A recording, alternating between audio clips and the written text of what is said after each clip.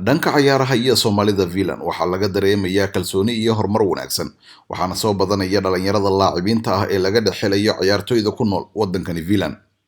sanad waliba xilliga Ramadaanka Vilan waxaa lagu qabtaa mid ka mid ah ciyaaraha ugu xamaasada iyo xiisaha badan ee lagu dheelo Helsinki waxaana ururka dhalinyarada iyo qoysaska ee Sombet oo ka mid ah ururada ugu firfircoon dhanka ciyaaraha wadankani Vilan ayaa sanadkii 16aad soo gabagabeeyay koobkan oo ay ugu magac dareen Ramadan Somali Cup 10 kooxood oo ka mid ah kooxaha Soomaalida Vilan ugu laacibsan ayaa la isugu soo xulay waxaana ka mid ahaa Somi Stars, Kansima, Gambit, Boys Haga, Zimalik, X7, Koivukul, Hohmu, Konsom iyo Monique.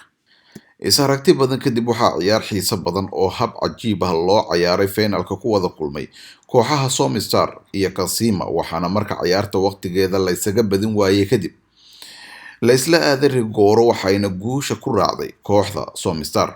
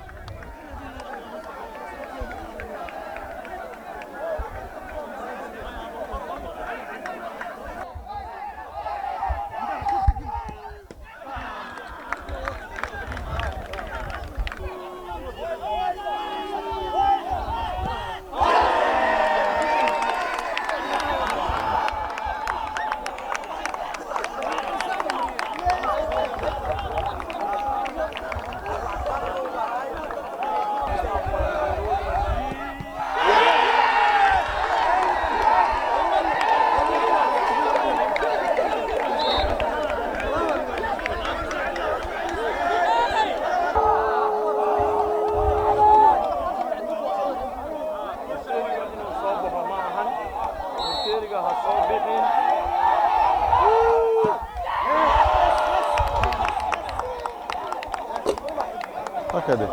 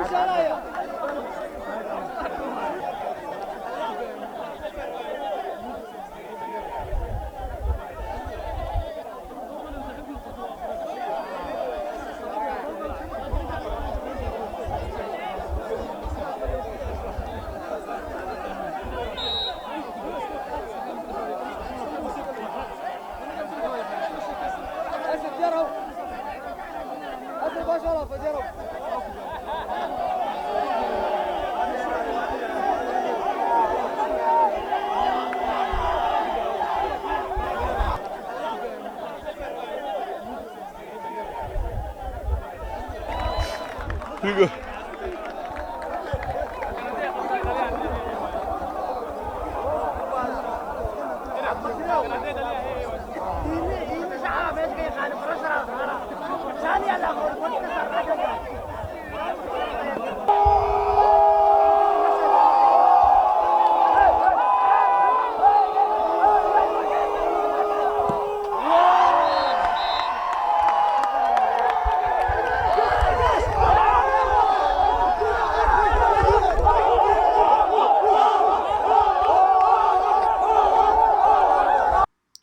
لاعبين qaranka u soo ciyaaray siyaasiyiin golaha deegaanka ka socday iyo kuwa kale wariyaal iyo dad kale oo aad u badan ayaa goobjoog u ahaa ciyaarta finalka xilliga ciyaarta ay soo gabagabowday koob bixintana ka hor waxa ay ka hadleen habka ay u dhacday ciyaarta iyo sida ay aragtidoodu tahay labada kooxood oo finalka u soo baxday intaan fiirsanay waa kooxihii ugu adkaayo fiirsado oo final ah xaqiiqatan Somistar iyo Kasima nasiiba lagu kala badi maanta waa fiirsanaa ciyaaraha 5 daqiiqo ay dhaafeen marka labadaba waa u hambalyeynaa mar kale waan idinkaga mahadcelinayaa wadajirkeena waxay ahayd arrin aad u qiimo badan in aan wada shaqeyno ururka Sonbet saaxiibayaal waxaan rajaynayaa in aan hore u sii wadno wada shaqaynteena waxaan rajaynayaa xilligii ramadaanta inaad waqti fiican soo qaadateen maantana waxay ahayd maalin farxad badan oo qiimo badan saaxiibayaal dhammaantiin waxaan idin rajaynayaa oo idinkugu hambalyeynayaa xilliga fasaxa ee xagaagaha waxaa aad ugu farxay maanta imaashada meeshaan aan imaaday waqti dheer ayaa imaanaya garoonkan waqti dheer ayaa ciyaarahan fiirsanayay mar walbana waxaan arki jiray ciyaaraha markay dhammaadaan kooxda laga raayay oo iska baxdo ayadoo markaas ay samaynayso in walaalaheed kale ayna u hambalyeyn markaan waxaan ku faraxsanahay kooxda laga raayay iyo kooxdii raayeenba labadaba inay joogaan waa xushmad inaad u muujiso qofka walaalka ay mar walba qofka laga raayo iyo qofka raayaba inay isxushmadayaan waa muhiim footballkan wuxuu iloobay inuu sheego inaan ahaa ciyaartoy hore oo cuslaaday marka taas waa iga ilowday aniga laakiin is sheegaya horta footballka marka la isugu yimaado waxaan u maleynayaa inuusan koobkaanu ahayn koob inta la isugu yimid la ciyaaray koob la qaaday la kala tegey laakiin waxa aniga igala qiimo badan waxa keenay markii horeba inaan halkaan isugu nimaadno waa isdhexgal ayaan kulay filayaa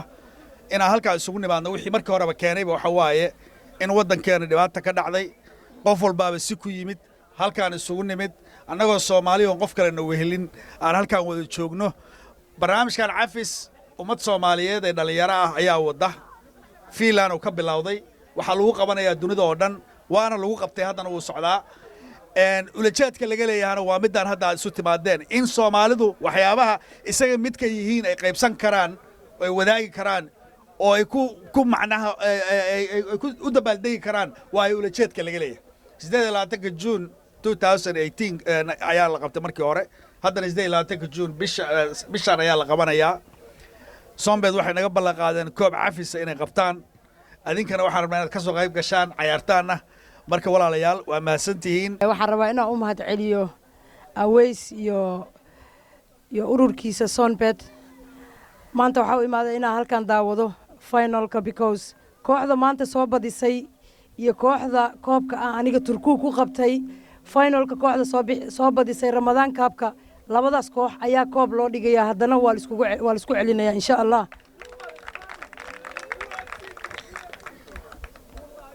sanadkan waqtiga ugu horeysay muddo waqti dheer alxamdulillah Turku Janis ay koox ku wado ayay heshay koox FC Turku la yiraahdo oo ciyaartooy xataa laga yaabo Helsinki qaarkood inay ka soo baxaan magaca insha Allah FC Turku beejkeeda ka arki doontiin markii la soo saaro kooxda magacyadooda insha Allah hadda magac ma la sheegay laakiin ciyaartooy badan ay Helsinki ku jiraan Turku inta badan waa Turku insha Allah badana Helsinki ciyaartooydeeda taageeri jirteen Janisna siiya anagana imaada kooxda Turku sanadkan hala taageero insha Allah marka waa maasantihiin Aways thank you ina maanta igu soo invite gareysa halkan horta waxaan u maleynayaa de hadal wanaagsan walaaladii igu horeeyay ayaa yiri anigu wax badan meeshan kuma soo darayo laakiin farxad ay ii tahay inaan koobkan ka soo qayb galo oo runtii aan asaaskiisii iyo bilowgiisii aan markasta u taagnaa arrinta kaliya aan idin leeyahay waxa weeye dhalinyaro waxaan jeclaan lahaa inaad 30 daqiiqo kaliya waqtiga ay siisaan runtii anigu waxaan ahay dadka aaminsan walaa siyaasi walaa urur walaa cid kale oo idin qaban karta ma jirto ilaa aad naftiina aad wax u qabsataan bismillaahi raxmaani raxiim waa mahadsantihiin kulley wax aan sheego ma aqaan aan ahaynin waa mahadsantihiin maadaama ururka Sonbet uu yahay maanta ururka keliya ee waddankan isboortigiisa iyo horumarkiisa uga mas-uula waddankan Finland anigana waxaan ahay guddoomiyihii dalladda Yurub sidaas daraaddeed waxaan mar kasta aan u hambalyeynaa oo aan leeyahay aad iyo aad u mahadsan tahay sanadkan horumarka iyo wanaagga iyo magaca Finland oo aad weyneydeen maadaama guddoomiye Xamdi uu ka yahay ururka Sombed waxaan leeyahay aad iyo aad u mahadsan tahay sababtoo ah waa 25 ilaa 27 sano lama aan arkin mana ayna ka jirin in urur waddankan ka jiro oo wax la qaybsado wadamada Yurub marka waxaan leeyahay ururka Sombed aad u mahadsan tihiin guddoomiyihiisa Xamdi Cabdalla oo sanadkan isbedelo badan sameeyeen waxaan leeyahay aad u mahadsan tihiin waxaana kaloo nii sheegaa hadduu ilaahay nafta noo daayo 29 Agoosto waddankan waxaa ka dhacayo shirweynihii koowaad ee dalladda Yurub waxaana imaanayo 4 urur oo dalladda Yurub xubnahoodii ugu waaweynay marka taasna waxaan meeshan uga faa'iideysanaa inaad soo dhaweydaan shirkaas waqtiga uu socdo hadduu ilaahay idmo waana mahadsan tihiin dhammaan kooxihii ka soo qayb galay taageerayaasha maamulkii Sombed oo Xamdi oo guddoomiye u yahay Jaamac Axmed oo sihtiriga ururka Sombed in badanna aanan jecleen inuu mikrofoonada iyo masawirada uu galo asagana waxaan leeyahay aad iyo aad u mahadsan tahay dhammaan cid allaala ciddii ka howl qaadatay ama waqti gelisay ama i caawisay ama ururka Sombed caawisay ama walaalkeen Xamdi garab istaagneed waxaan leeyahay aad iyo aad ayaa u mahadsan tihiin wassalaamu calaykum waraxmatullaahi wabarakaatuh marka hore waxaan u mahadcelinayaa dhammaan ciyaartooyda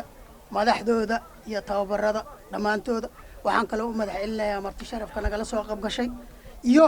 kuwa soo cudur daartay ayagaba naftirkooda oo yirinaya ma imaan karno maanta waqti uma hayno ayagana waan u mahadcelinayaa aad iyo aad ay u mahadsantihiin waxaan kaloo mahadcelinayaa qof walba